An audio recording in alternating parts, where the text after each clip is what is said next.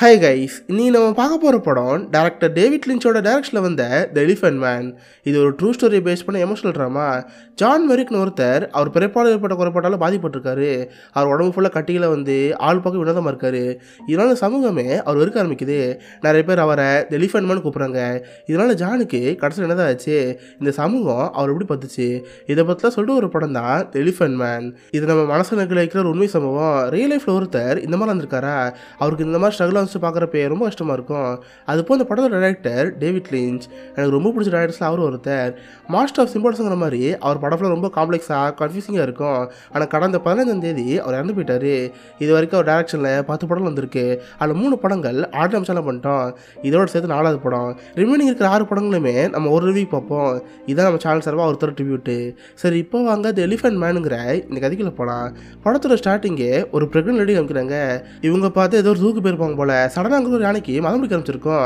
Pregnant ஆக்கிற மீனை பார்த்து அது தும்பிக்கலாம் அடிக்க ஆரம்பிச்சிருக்கோம். அவங்க வயிற்றில் பழம் அடிப்படுறதுனால அவங்க வெளில கத்த ஆரம்பிச்சிருப்பாங்க.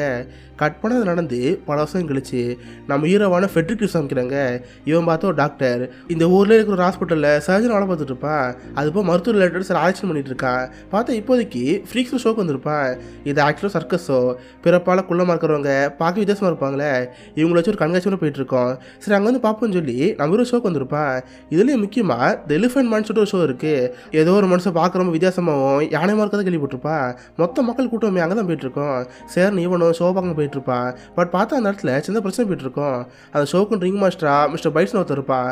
போலீஸில் அந்த ஆளை பார்த்து, யோ நீலாம் ஷோ நடத்தவே கூடாது, அந்த எலிஃபென்ட் மேன் இருக்கால அவன் பார்க்குறவங்க மோசமாக இருக்கான், மக்களும் அவனை பார்த்தா மான்ஸ்டர் நினைப்பாங்க, நிறைய பேர் பயந்து போக வாய்ப்பு இருக்குது, அதனால இனிமேலாம் நீங்கள் ஷோ நடத்தக்கூடாது, மரியாதை இங்கேருந்து போயின்னு சொல்லி ரிங் மாஸ்டர் திட்டுவாங்க. தென் ஹீரோலை பார்த்து, யோ நீங்கள் பார்த்துருக்கீங்க போயின்னு சொல்லிட்டு கூட்டத்தில் அடிச்சு இருப்பாங்க. இதை பார்த்து ஹீரோட கஷ்டமாயிரும். சே, கடைசி வரைக்கும் பார்க்க முடியாமல் போச்சுன்னு நினச்சி அவங்கள்ட்ட சோமாந்து கிளம்பி வந்துடுவான். திரு அடுத்தது பார்த்தா வழக்கமாக ஹாஸ்பிட்டல் வேலை இருக்கும். சர்ஜரில் முடிஞ்சதுக்கப்புறம் எங்கே சர்க்கஸ் போவான். சரி, ஷோவில் தான் போய் அவர் பார்க்க முடியல. அந்த ரிங் மாஸ்டர் தனியாக இருப்பான். அவனை வச்சு போய் பார்ப்போன்னு சொல்லி அந்த பைட்ஸுக்கு வேலை பார்ப்பான். சார், இந்த மாதிரி நான் ஹாஸ்பிட்டல் டாக்டராக இருக்கேன், என்னோட மெடிக்கல் ரிசர்ச்சுக்காக உங்கள்ட்ட டெலிஃபோன் பண்ண ஒருத்தர் இருக்கால, அவனை பார்க்க ஆசைப்பட்றேன், இந்த காசு வச்சுக்கணும்னு சொல்கிறப்ப அவன் சரி உள்ள கூட்டி போகிறான். பார்த்தா அப்போ அந்த எலிஃபென்ட் மேன் இருட்டிலேருந்து வருவான். ஆள் பார்க்க ரொம்ப வித்தியாசமாக இருப்பான். சாதாரண மனுஷனோட தலையை விட அதோட ரொம்ப பெருசாக இருக்குது. அதுபோல் உடம்பு ஃபுல்லாக புண்ணா அவளை கட்டியில் இருக்கும். அவனை பார்த்து நம்ம மீருக்கு ஒரே ஆச்சரியமாக இருக்குது. அது கூடவே சேர்ந்து ஒரு பரிதாபம் இருக்கும். தன்னோட ரிங் மாஸ்டரை பார்த்து, சார் இந்தாங்க இந்த காசை வச்சுக்கோங்க, எனக்கு என்னைக்காவது ஒரு நாள் மட்டும் இந்த எலிஃபென்ட் பண்ண தரீங்களா, இவனு சில ஆராய்ச்சியில் பண்ண வேண்டியதாக இருக்குது, எப்போ நான் ஹாஸ்பிட்டல் கூப்பிட்றனோ அதுக்கான காசு தான் தந்துடுறேன், வந்துட்டு போகிற செலவு நானே பார்த்துக்கிறேன், இதுக்குள்ள ஓகேன்னு கேட்குறப்ப ரிங் மாஸ்டர் வச்சு பார்க்குறேன். இப்போதைக்கு இன்னும் ஷோ பண்ண முடியாது, ஏன்னா பிடிச்சிட்டு தான் இருக்காங்க, இதை கொடுத்தா கொஞ்சம் காசாக கிடைக்கும்ல, அதெல்லாம் ஓகே சொல்லுன்னு சொல்லிட்டு, சார் ஏன் கொலைப்படுற, இதுக்கிட்ட நீ நானும் பார்ட்னர் மாதிரி, நீ எப்போ கூட சரி கண்டிப்பாக கொண்டு வந்துடுறேன், நீ தாராளமாக எங்கேருந்து போன்னு சொல்லிட்டு நம்ம வீரங்க அனுப்பி வச்சிருவான். பார்த்தா அடுத்த நாள் கலாயிரும். அடுத்த நாள் எலிஃபென்ட் மேன் ஹாஸ்பிட்டல் வருவான். இவனை பார்த்து யாரும் பயப்படக்கூடாதுங்கிறதுக்காக துணியால் கவர் பண்ணி வச்சிருப்பாங்க. ஜஸ்ட்டு பார்க்கறக்கா ஒரு ஓட்டம் மட்டும் தான் இருக்கும். இப்போ அவனும் ஹாஸ்பிட்டல் வரப்ப அங்கே ஒரு மாதிரி இருக்குது. ஒரு பையன் அவங்க அம்மா பார்த்து, அம்மா யாருமா அவன், இவன் உடம்புல வந்து அழிப்போட ஸ்மெல் வருது, ஆள் பார்க்க கேவலமாக இருப்பான்னு சொல்லிட்டு அந்த பையனை அமைச்சிட்டு இருப்பான். கரெக்டாக அப்போதைக்கு நம்ம ஹீரோ வந்துடுவான். ஓ வந்துட்டியாப்பா, என் கூட வான்னு சொல்லிட்டு அந்த பையனை வந்து கூட்டி போவான். ஆக்சுவலாக உண்மையான பேர் ஜான் மெரிக்கு. பட் நிறைய பேர் எலிஃபென்ட் மேன் தான் கூப்பிட்றாங்க. இங்கே பாரு, நான் உனக்கு கிட்ட அந்த பேர் கூட மாட்டேன், என்னை பொறுத்த வரைக்கும் நீ ஜான் தான். சரி சொல்லு, உனக்கு ஏன் இந்த மாதிரி குறைபாடு இருக்குது, எப்போ இருந்த மாதிரி மாறிட்டு இருக்க, உன் அப்பா அம்மா எங்கே இருக்காங்க, உன்னால் பேச முடியுமா கேட்குறப்ப அந்த பையன் பெஸ்ட்மா தெரில. இதை பார்த்து ஹீரோ கடைசியே தெரில. சரி, அந்த பையன் அங்கேருந்து கூப்பிட்டு இவ்வளோ மாதிரி டாக்டர்ஸ்லாம் இருப்பாங்க, எல்லாருக்கிட்டையுமே ஒரு ஷோமாக காமிச்சிட்டு இருப்பான். இங்கே பாருங்க டாக்டர்ஸ், இவன் கேஸை கொஞ்சம் விசேஷமாக இருக்குது, இவன் பேர் ஜான் மேரி, நியூரோ ஃபைபர் மெட்டாசிஸ்னு ஒரு நோயால் பாதிப்பட்டிருக்கான், இவன் உடம்பு ஃபுல்லாக டியூமர் கட்டிகளாக இருக்குது, கிட்டத்தட்ட 90% உடம்பு ஃபுல்லாக டியூமர் தான், இதனால் போனில் வீக்காக இருக்குது, ஆள் ரொம்ப கூனி குறுகி வித்தியாசமாக இருப்பான், இவனால் மற்ற மனுஷங்க மாதிரி படுக்க முடியாது, ஏன்னா தலை ரொம்ப பெருசாக இருக்குது, இன்கேஸ் அவன் 4 நிமிஷமாக படுத்தானா அவ்வளோதான், அவன் அன்றைக்கி அந்த போயிடுவான். இந்த மாதிரி வித்தியாசமான மனுஷனை பாருங்கன்னு சொல்கிறப்ப டாக்டர்ஸில் ஒரே ஆச்சரியமாக இருக்குது. அங்கே ஒருத்தர் அது ஃபோட்டோ எடுத்துக்குவார். பார்த்தா நைட் ஆயிரும். நம்ம மாதிரி ஜஸ்ட் ஒரு நாள் வாடகை வாங்கியிருப்பான். சரி அந்த மாதிரி கொடுத்துருவான். பார்த்தா இப்போதைக்கு ஜான் அந்த ரிங் மாஸ்டர் பார்க்க வருவான். அந்த ரிங் மாஸ்டருக்கு ஜானை பிடிக்காது. சொல்லப்போனால் அவனை ஒரு காட்சி பொருளாக தான் பார்க்குறாரு. ஏன்டா ஒரு நாள் எனக்கு பெருசாக லாபம் இருக்கா, ஃபஸ்ட்டாக சர்க்கஸ் சர்க்கஸ் பண்ணிட்டு இருந்தேன், இப்போ சர்க்கஸ் எல்லாம் போச்சு, நீலாம் ஏன்டா இருக்குன்னு சொல்லிட்டு அவனை போட்டு அடி நடிப்பார். இதெல்லாம் பக்கத்துலேருந்து ஒரு குட்டி போய் பார்த்து இருப்பான். அவனுக்கு அது பிடிக்காது. எவ்வளோ ஸ்டாப் பண்ண பார்ப்பான், அவனோட நிறுத்தவே மாட்டார். உடனே வேகமாக அங்கேருந்து ஓடி போய் நம்ம ஹீரோ பார்ப்பான். டாக்டர், என் ரிங் மாஸ்டர் ஜானை போட்டு ரொம்ப அடிக்கிறாரு, அவர் ரொம்ப டார்ச்சர் பண்ணுறாரு, நீங்களும் வந்து பாருங்கன்னு சொல்கிறப்ப இது வந்து ஹீரோக்கு ரொம்ப கஷ்டமாயிரும். ஏன்னா இவனால் ஜஸ்ட் ஒரு நாள் வாடகை கிட முடியும், மொத்தமாக வாங்கணும்னா அவன் தரவே மாட்டான். கேட்டால் ரொம்ப காசு கேட்பான்.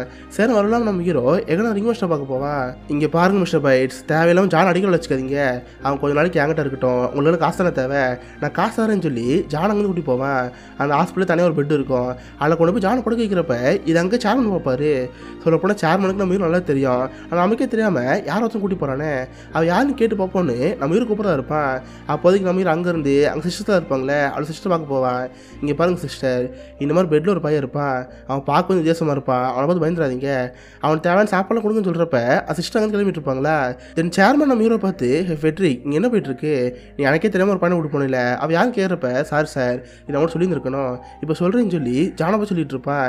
இந்த மாதிரி நியூரோ ஃபைபர் நோட்டிஸ்ன்னு சொல்லிட்டு ஒரு நோய் இருக்குது, அந்த நோயால் அந்த போய் பாதிக்கப்பட்டிருக்கா, அவனை வச்சு ஆராய்ச்சியில் பண்ண வேண்டியதாக இருக்குது, அதுக்காக கூட்டு வந்திருக்குன்னு சொல்கிறப்ப இது பார்த்து டாக்டருக்கு வந்து வருது. ஏன்னா எந்த ஒரு பேஷண்ட்டுமே காப்பாற்ற முடியாம மட்டும் தான் இங்கே இருக்கணும், இன்கேஸ் அவன் சாக போகிறானா இந்த ஹாஸ்பிட்டல் இருக்கக்கூடாது, அவனை இங்கே அனுப்புன்னு சொல்கிறப்ப இல்லை டாக்டர் நான் சொல்கிறது கேளுங்க, அவள் இங்கே தான் இருக்குன்னு சொல்கிறப்ப கரெக்டாக கத்திர சொன்னு கேட்கும். உடனே நம்ம ஹீரோ வேம் ஓடி வந்துடும் பாப்பா. நர்ஸு ஜானை பார்த்து மறந்து போயிருப்பாங்க. சாரி சிஸ்டர் நான் முன்னாடி சொல்லி இருக்கணும், சரி நீங்கள் இங்கேருந்து போங்க, வா சாப்பிட கொண்டு வாங்க, நான் அவனை பார்த்துக்கிறேன்னு ஜானை பார்க்க போவாங்க. பார்த்தா ஜான் ஒரு பயந்து போய் பெட்டில் உட்காந்துட்டு இருப்பான்.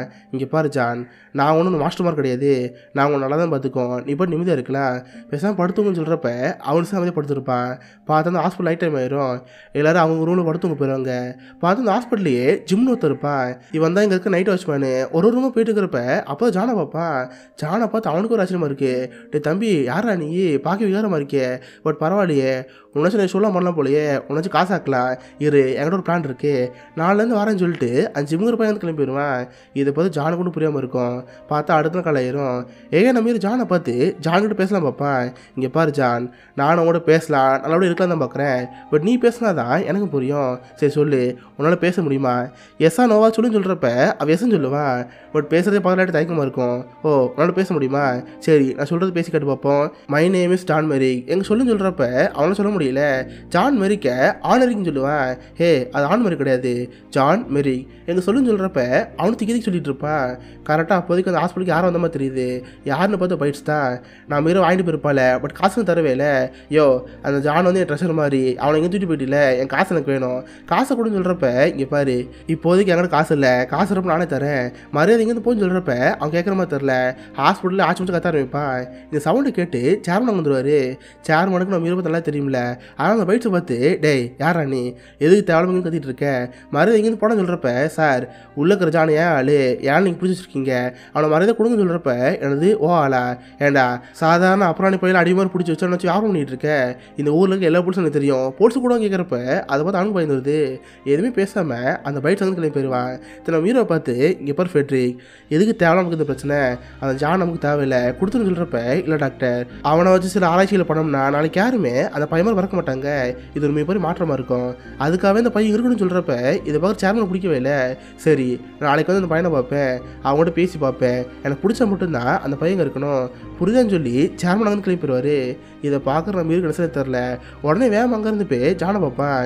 இங்கே பாரு ஜான், இதுக்கப்புறம் வாழ்க்கை உங்கள்கிட்ட தான் இருக்குது, நாளைக்கு சேர்மன் சார் அவங்கள்ட்ட பேச வருவார், நீ யாரும் பேசினா மட்டும்தான் உனக்கு இங்கே வச்சு கற்றுக்குவார், அதனால கொஞ்சம் பேச கற்றுக்கோ.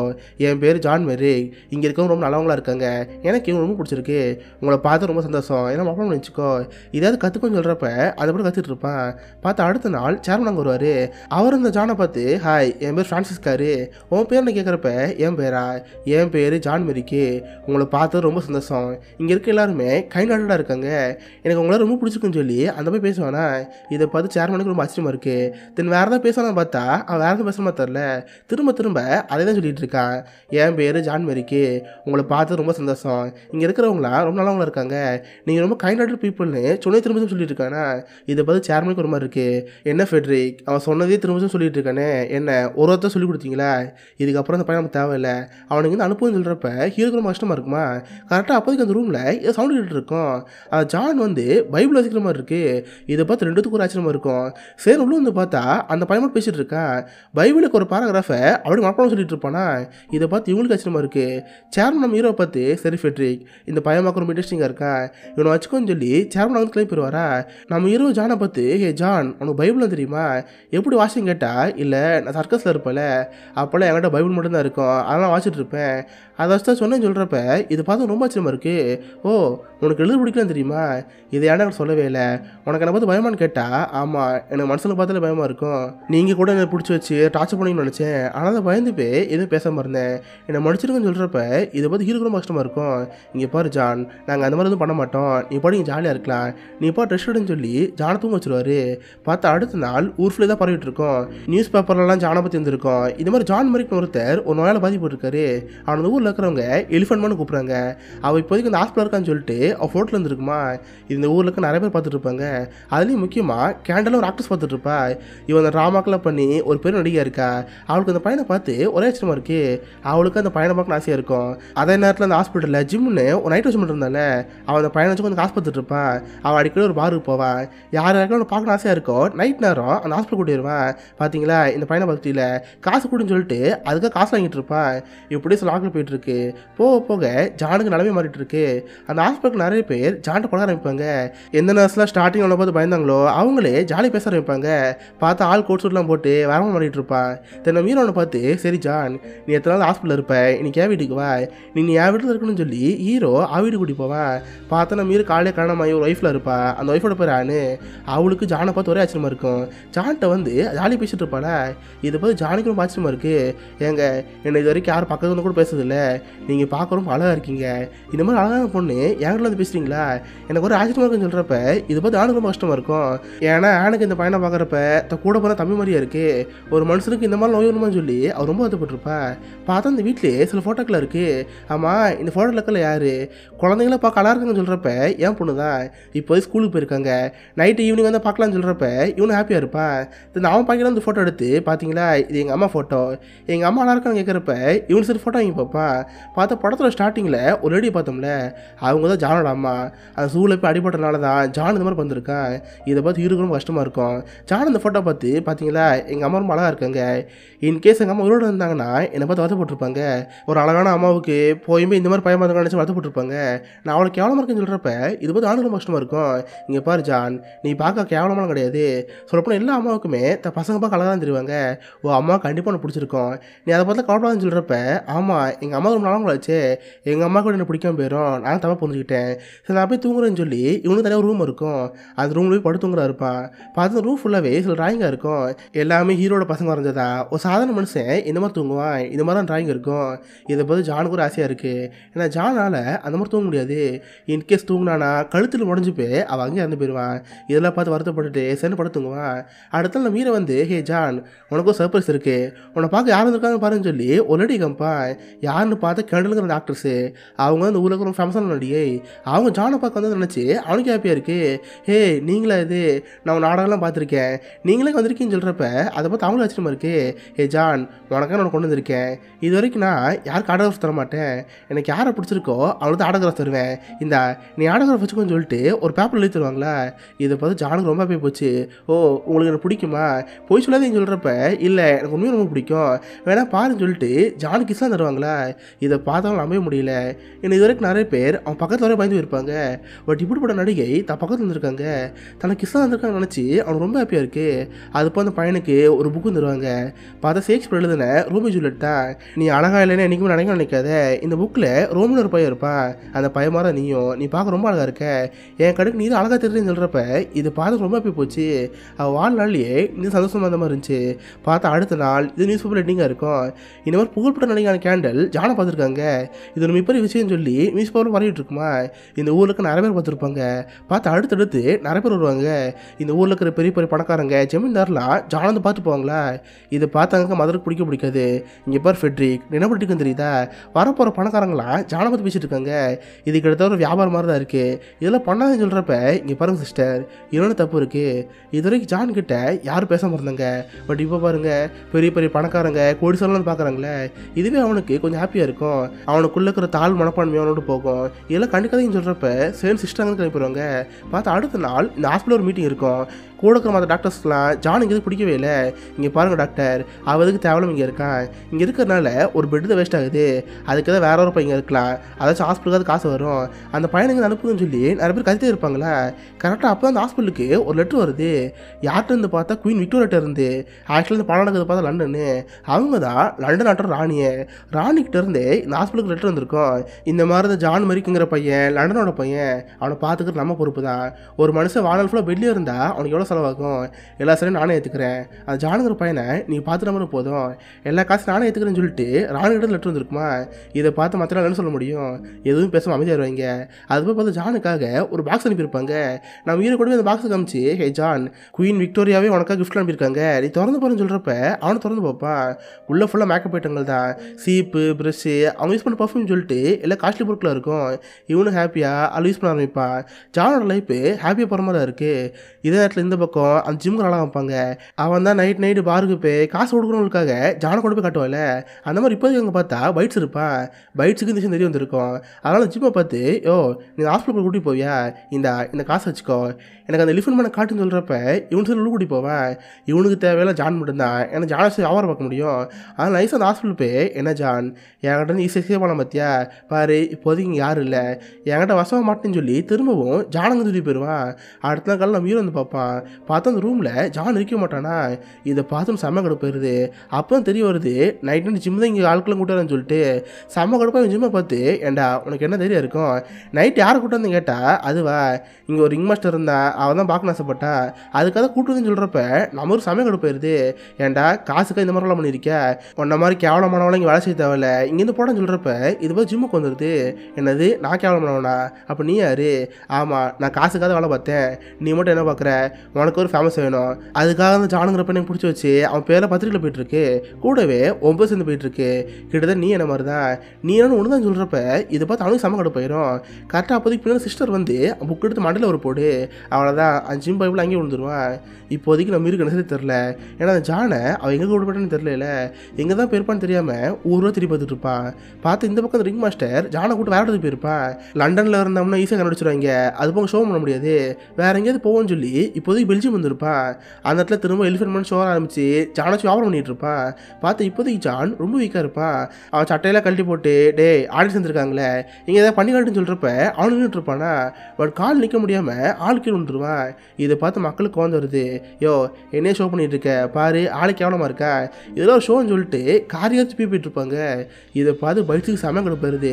நைட்டு போட்டு ஜானை புலவம் வளர்ந்துட்டு இருப்பான்.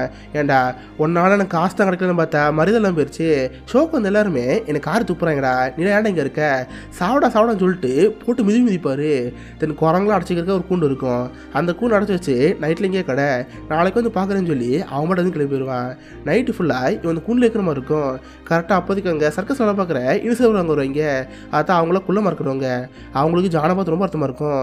ஏ ஜான் நீங்கள் இருக்காத, நீங்கள் இருந்தால் கண்டிப்பாக உனக்கு கொண்டே போட்டுருவான், நீ எங்களோட வந்துடும் சொல்லி கூண்டை வந்து ஜான் கொண்டு போயிடுவாங்க.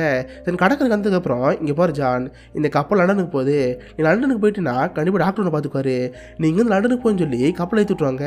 அவனுக்கு கப்பல் ஏறி ட்ரெயின் ஏறி திரும்ப லண்டனுக்கு வந்துடுவான். பட் மக்கள் அவனை பார்த்து பயப்படுவாங்களே, அதனால ஃபேஸ்லாம் மறைச்சிட்டு அவன் மட்டும் வந்து போகலாம் பார்ப்பான்.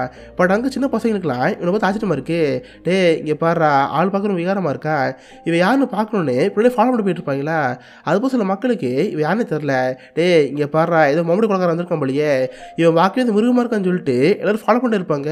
பயந்து போன ஜானு வேகம் அங்கே இருந்து பாத்ரூம் ஓடிடுவான். மக்களை பின்னாடி ஃபாலோ பண்ணி வந்து அவன் மம்முடி கழட்டி விட்ருவாங்க. இங்கே பாடுறா மிருகமாக இருக்கா, ஆள் பார்க்க மாஸ்டமாக இருக்கான்னு சொல்லிட்டு எல்லாம் கத்திட்டு இருப்பாங்களா. இதை பார்த்து ஜானு ரொம்ப கஷ்டமாயிரும். ப்ளீஸ் என்னை விட்டுருங்க, I am not an animal, I am human, என்னை விட்டுருங்கன்னு அவனும் கத்திட்டு இருப்பான். கரெக்டாக அப்போதைக்கு போலீஸ் வந்து மக்களை தச்சு விட்ருவாங்க. இந்த விஷயம் நம்ம இவருக்கு தெரிய வந்துடும். ஃபெட்ரிக் ஓடி வந்து ஜானை பார்ப்பான். ஜான் என்னை மன்னிச்சிட்றா, நான் தானே விட்டுறக்கூடாது, என்னை மன்னிச்சிருன்னு கதை எழுதிட்டு இருப்பான். இதை பார்த்து ஜானுக்கு ரொம்ப அர்த்தமாக இருக்கும். ஃபெட்ரிக் இதில் நீங்கள் என்ன பண்ணுவீங்க, தப்பெல்லாம் ஏமால தான் பாருங்கள், நான் அந்த மாதிரி பறந்துடக்கூடாது, நீங்கள் என்ன பண்ணீங்கன்னு அவனை வீட்டு சாரி கேட்பான். இதை பார்த்து அவனுக்கு ரொம்ப அர்த்தமாக இருக்கும். சரி இப்போ அதெல்லாம் விட்டுரு, நீ அதை பார்த்து இனிமேல் இங்கே பயப்பட தேவையில்ல, நீ போட்டு ஜாலியாக இருக்கலாம். அது போல் அந்த கேண்டலுங்கிற ஆக்ட்ரஸ் உன்னோட ட்ராமா கூப்பிட்டாங்களே, இன்னைக்கு தான் அதுக்கு நாள், வா நம்ம ஜாலியாக அங்கே போவோன்னு சொல்லி எல்லோரும் ட்ராமா போவாங்க. பார்த்தா இவனுக்கு கூட்டுலாம் போட்டு மேலே ட்ராமா பார்த்துட்டு இருப்பான். பார்த்தா அந்த ட்ராமாவே ரொம்ப சூப்பராக இருக்கும். இவனு ஜாலியாக ட்ராமா பார்த்து இருக்கிறப்ப ட்ராமா முடிஞ்சோன்னுமே அந்த கேண்டல் அங்கே வருவாங்க. அங்கே மக்களையும் பார்த்து, காய்ஸ் உங்களுக்கு அந்த ட்ராமா ரொம்ப பிடிச்சுன்னு நினைக்கிறேன், ஆனால் அந்த ட்ராமா பண்ணுறதுக்கே ஓரளவு முக்கியமான காரணம், அவர் யாருன்னா ஜான் மெரிக், எல்லோரும் அவரை பார்த்து கை தட்டுங்கன்னு சொல்கிறப்ப இது போய் ஜான் ஒரு ஆச்சரியமா இருக்கு. ஜான் எழுந்து நிற்கிறப்ப அந்த மொத்த ஸ்டேடியம் இருக்குல்ல, எல்லாருமே அவனை பார்த்து கைத்தட்டிட்டு இருப்பாங்க. இதை பார்த்து ஜானால் நம்பவே முடியல. எந்த மக்கள் அவனை பார்த்து மான்ஸ்டர் அனிமல் சொன்னாங்களோ அந்த மக்களை கைத்தறதை பார்த்து அவனுக்கு ரொம்ப ஹாப்பியாக இருக்கு. ரொம்ப ஜாலியாக நம்ம இவரோட வீட்டுக்கு வருவான். ஹீரோ ஜானை பார்த்து, இங்கே பாரு ஜான், நீ எதையும் மாற்றம் எடுத்துக்காத, அமைதியாக படுத்துவங்க, நாளை காலம் வந்து பார்க்குறேன்னு சொல்லி நம்ம ஹீரோ கிளம்பி போவானா. சேர்ந்து ஜானும் அமைதியாக உட்கார இருப்பான். பார்த்தா ஜான் ரொம்ப நாளாவே ஒரு சர்ச்சை பேப்பர் கட்டிகிட்டு இருப்பான். இவன் சேனல்லேருந்து பார்க்குறப்ப ஆப்போசிட்டில் சர்ச் தெரியும். அது மாதிரி பேப்பரில் ஒரு சர்ச்சை கட்டிகிட்டு இருப்பான். பார்த்தா சக்ஸஸ்ஃபுல்லாக அந்த சர்ச்சை கட்டி முடிச்சிருவான். சேர்ந்து படுத்துக்கலாம் பார்க்குறப்ப அப்போ ஒரு ஆசை வருது. பார்த்தா ஆப்போசிட்லேயே ஒரு பையன் படுத்துக்கலாம் ஃபோட்டோ இருக்கும்ல. நம்மளும் சாதாரண மனுஷன் தானே, நமக்கு என்ன சரி அவங்கள மாதிரி தூங்குவோம்னு சொல்லி அவங்கள்ட்ட பார்த்தா ஒரு 10 தலைவணி இருக்கும். எல்லாத்தையும் தூக்கி போட்டு ஒரு தலைவணியில் படுத்துங்குவான். அப்போதைக்கு அவனுக்கு ஒரு கனவு வருது. பார்த்தா அந்த கனவுல அம்மா பேசுகிற மாதிரி இருக்கும். இங்கே பாரு ஜான், நீ எதை பற்றி பயப்படாத, இங்கே யாருக்கும் சாவே கிடையாது, நத்திங் வில் டை. வேகமாக வீசுகிற காற்றுக்கு சரி, நகர்ந்து போகிற மேகங்களுக்கு சரி, அது எதுக்குமே அழிவு இல்லை. அதே மாதிரி இதே துடிப்போம், அது நின்னாலும் இப்போதைக்கு நிற்கலாம், ஆனால் பல தலைமுறைகள் அது கேட்டே தான் இருக்கும். இங்கே யாருக்கும் சாவே இல்லைன்னு சொல்லி அவங்க அம்மா பேசுகிற மாதிரி இருக்கும். ஆக்சுவலாக ரியல் லைஃப்பில் ஜான் இறந்து போயிருப்பான். ஏன்னா அவனால் சாதாரண மனுஷமாக படுக்க முடியாது. அப்படி படுத்தா கழுத்தில் முடிஞ்சு போய் இறந்து போயிடுவான். அந்த மாதிரி ஜான் அந்த படத்தில் இறந்து போயிடுவான். இதோட த எலிஃபண்ட் மேனுங்கிற இந்த ஒரு படம் முடியுது. சீரியஸ்லி ரொம்ப எமோஷனலான ஒரு மூவி. அதுபோல் ரியல் லைஃப்பில் உண்மையாக நடந்த ஒரு சம்பவம். இதான் ரியல் லைஃப் சேர்ந்த ஜான் மெரிக்கு. நம்ம கூட படத்தை நடுவில் பார்த்துருப்போம். நம்ம டாக்டர்ஸ்லாம் வச்சு ஒரு டெமான்ஸ்ட்ரேட் பண்ணியிருப்பான். அப்போ கூட ஒரு நபர் அவன் ஃபோட்டோ எடுத்துருப்பார்ல, அப்போ எடுத்த ஃபோட்டோ தான் இந்த ரியல் லைஃப் ஃபோட்டோ. 1862 பிறந்து 1890 அவரோட 22 வயசில் இருந்து போயிருப்பார். இதுதான் ஜான் மெரி கூட உண்மையான கதை. இதுக்கப்புறம் இந்த நோய் சில பேரால் பாதிப்பட்டிருப்பாங்க. போன மாதம் கூட நம்ம சேனலில் டிஃப்ரெண்டான ஒரு படம் பண்ணியிருந்தோம். அந்த படத்தில் இந்த ஆக்டருமே இதே நோயால் தான் பாதிப்பட்டிருப்பார். நியூரோ ஃபைபர் மெடிசின்ஸால் பாதிக்கப்பட்டு அவர் முகப்பே மாறி போயிருக்கும். ஆனால் ஜான் மெரி பட்ட கஷ்டங்கள் ரொம்ப அதிகம். ஸோ கண்டிப்பாக உங்களை யாருக்குமே இந்த படம் பிடிச்சுன்னு நினைக்கிறேன். அப்படி பிடிச்சிருந்தா இந்த வீடியோக்கு லைக் பண்ணுங்கள். இந்த மாதிரி வித்தியாசமான மூவிஸை பற்றி தெரிஞ்சுக்க மிஸ்டர் சப்ஸ்கிரைப் பண்ணிக்கோங்க. உங்கள் இடத்துல ஒரு ஆசமான வீடியோ மீட் பண்ணுறேன். அது வரைக்கும் பாய் கைஸ்.